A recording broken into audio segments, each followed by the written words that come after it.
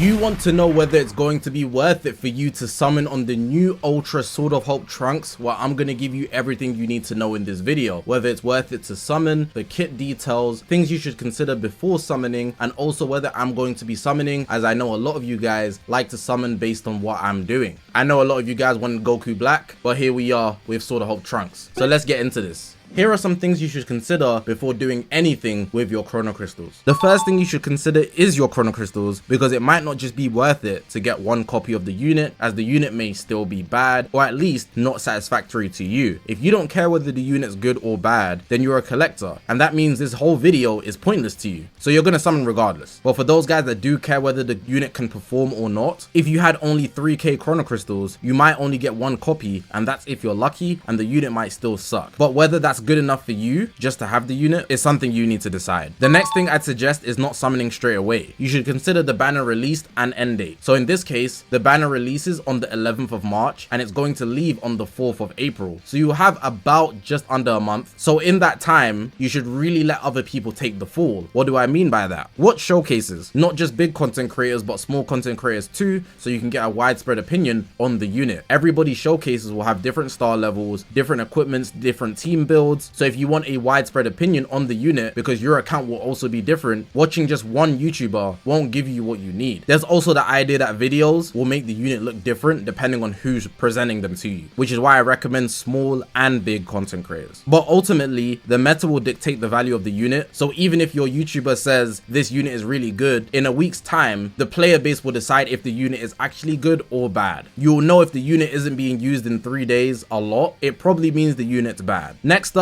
consider the near future. There could be something surrounding this unit that could be better that you also have interest in. This has happened a numerous amount of times. For example, in 2025, they dropped the Legends Limited Super Saiyan 3 Vegeta Adult, but then after that, they followed it up with Super Saiyan 4 Goku, who literally has some of the best animations we've seen in Dragon Ball Legends history. I'm not saying that would definitely happen now, but it's just something to consider. Considering this is an Ultra and we're going into a future unit, we could get a future Legends Limited in 2 weeks, and it could be something you want more than this. And to finalize, my judgment isn't final. I give this advice prior to the unit releasing, so I'm using the information I have available to us, which is the kit, the current meta, and patterns from playing Dragon Ball Legends. I've been playing the game for the whole 7 years, we're going into 8 years now, and I'm a 56-time God rank player. The highest I've ranked ever in PvP is 7th, so I'd like to say I know what I'm talking about when I give a recommendation, but that doesn't make me right all the time, because the future isn't certain. The developers might decide to do something different that they've never done before, and because of that, I can't say everything I say in this video will be absolute facts, but just the best information I can give you regarding what we have. Hopefully that all makes sense. Let's get into the kit now. Alright, so we're going to be going into Super Saiyan Trunks Adult's abilities, aka Sword of Hope Trunks. He's an Ultra. He's element green. He's a melee type. They said it in the Legends information. Here are his tags: Hybrid Saiyan, Super Saiyan, Future, Vegeta Clan, and Weapon Wielder, obviously from the Future Trunks saga, Dragon Ball Super. The Z ability here: if Future or Vegeta Clan, base strike attack 42%, base strike defense 42%. If Future,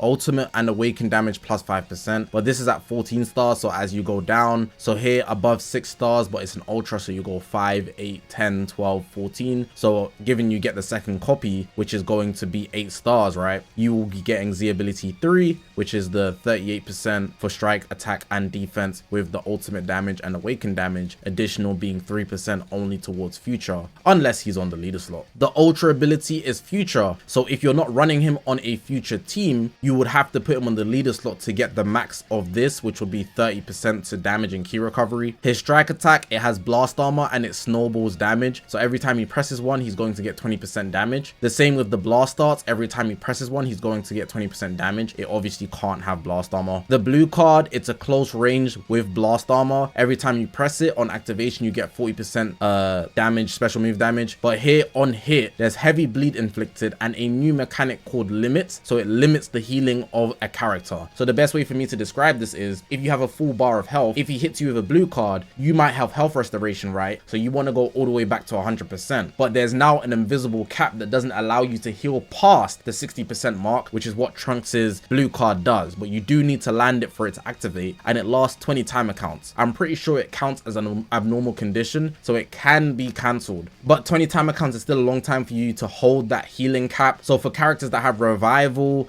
they transform, fusion, synchro, you get what I'm saying? Even people with half health breaks, they won't go beyond 60% if Trunks hits a blue card, which is actually very, very useful. Going into the green card here, it's one of the standstills. So you can see here, you draw one card, you get key, you get damage 30%, which is actually a lot. Cover null from that, and all enemy slice damage received plus 10%. So you're going to be doing more slice damage, and that's specifically going to be from Trunks. Not many people use swords other than Trunks, you know. And then here, also when unique gauge is full, nullify attribute downgrades, 10 timer counts, all enemy sub counts plus 2. Just so you know, his unique gauge, it fills from pressing cards, so key consumption using key from pressing cards through the allies. I think that also includes Trunks, but then once it's filled, you just get the benefits of that, and then you'll be able to utilize this part of the kit. Nullify attribute downgrades and the enemy sub count plus 2. The ultimate arts, supreme damage, slice, that's natural for an ultra. On activation, ultimate damage plus 40%. Nullify endurance 3 counts. On hit, again, you limit the enemy healing to 60%, and if the unique gauge is full, they also will have their health restoration minus 100% for 30 timer counts. That's a very long time. This is a close moving ultimate art, and it has blast arm on it, shown by the symbol here. Going into the main ability, you draw the ult, you get HP 30%, key, vanishing gauge 100%, and you cancel attribute downgrades. The starter ability, the damage and the damage guard is going up again. I believe Piccolo or Vegito had like 330, so now we're at 350, and damage guard, Vegito had like 250, so we're at 270. He also has endurance, and once the endurance pops, he gets a 50% heal from that. Going into his unique ability, on entry, he does not get a card, which is a bit concerning, and he doesn't get cover note of entry either. He does get HP 10% and key plus 50. If his unique gauge is full, he will go type neutral though, which I guess is nice. On strike and blast arts use, this is where he gets a card, and this can happen 2 times. So you get into the battlefield, but you might not have a card, but if you do have a card, you press that card, you will also get cover null, and every card you press the first 2 from entering the battlefield, you will get an extra card, which is nice. When hit by enemy arts, he's gonna go type neutral for damage that he receives. So this is 1 time. It resets on switch though, and all enemy arts costs is plus 10. Which is obviously useful to breaking their combo. On his endurance activation, unique gauge plus 100%, he's going to seal the enemy strike, blast, green and blue cards, which is very, very nice. And he seals the enemy rising rush for 15 timer count. So their combo basically gets broken unless they have an ult, and he's going to completely stop their rising rush from being used. And down here, we got the notorious buff cancellation and sub count reduction, even cancel attribute downgrades as a result of any blue cards, ultimates, awakened arts, or rising rushes being pressed. And this can happen 3 times for the buff cancellation, which is very good paired with endurance, which we all know. He has a strike cover change that can be comboed into a blue card. His unique gauge, I mentioned it earlier, it charges through arts card, so uses, according to the key consumed, and you can see the benefits you get from it being full. So you fill your active gauge 100%, you get damage 70% on top of the 350 we saw earlier, so that's 420. Gradually restores health, that's uncancelable, so he's just going to be healing. Ally health 30%, ally damage 30%, so that could be said to be 450 now from the 420 because it is 70. That's only 30 timer counts though, and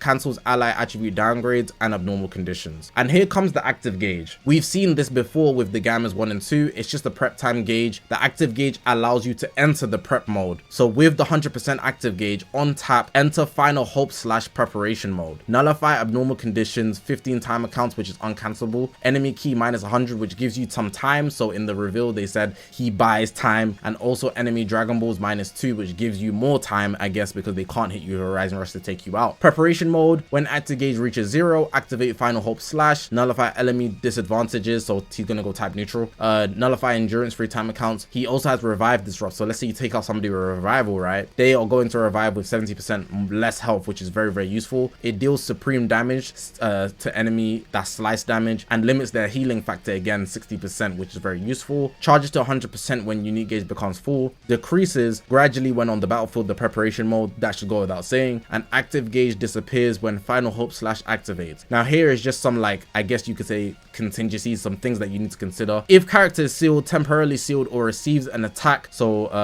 Yamo for example, an attack that would cause it to be defeated while in preparation mode, it will be cancelled and the active gauge will disappear. This attack cannot be evaded with a vanishing step and cannot be cover changed against. On attack, cancels all abnormal conditions that restrict this character's movement. And that's pretty much it for his kit. Just note that the final hope slash only happens once as well, so you can't use it multiple times, which you could say is inconvenient, but it should do a big amount of damage, you know, considering it's a prep time attack. But yeah, that's everything for Trunks. Let's get into whether you should summon for this unit. Now, I think you should be summoning for this unit if you run one of two teams, Hybrid Saiyans or Future. No other team will this unit really serve. Maybe if you're a Vegeta clan diehard, but that team isn't that great, even though we are getting a Trunks and Vegeta Zenkai. But I have my concerns with this Trunks. If you guys played PvP during the 2024 festival, you guys will know about Ultra Beast Gohan with the Special Beam Cannon. And the way his Special Beam Cannon worked, it didn't do that much damage post-January, which is only a month later, considering he was the part 3 Ultra of that celebration. And that's a celebration Ultra. With Trunks here just dropping in March, I'm not sure if he's going to survive the test of PvP when there's a lot of tanky units, high damaging units that can also heal a bunch. Of course, his kit is built to counter a lot of that, but ultimately, it's not a question of whether he's going to be good right now. It's whether he's going to last long enough to be good for a decent amount of time. I think he'll be good for the meta we're entering immediately because he counters a lot of the things that we have. He's a good element. He only really has to worry about Vegito. Outside of that, he's fine. He's dealing with Piccolo and everybody else he's going to be type neutral against. But outside of this meta, if his final hope slash completely falls off in terms of the damage it does, he's not going to be good. So if you like Trunks and you run those teams I mentioned, sure, summon for him. But I really want to mention that there's a potential that he won't be good for a long time. He'll be good for a month and then he will just vanish from the planes of PvP, which will be very disappointing, I know. And I know a lot of you guys don't want to just waste your Chrono Crystals.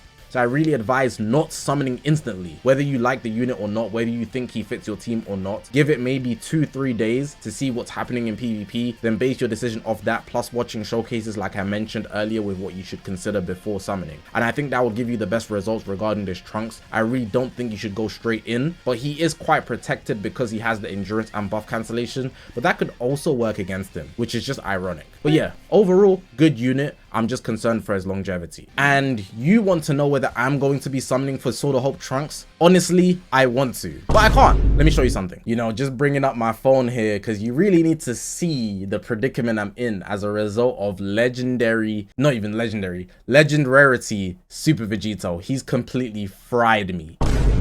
32.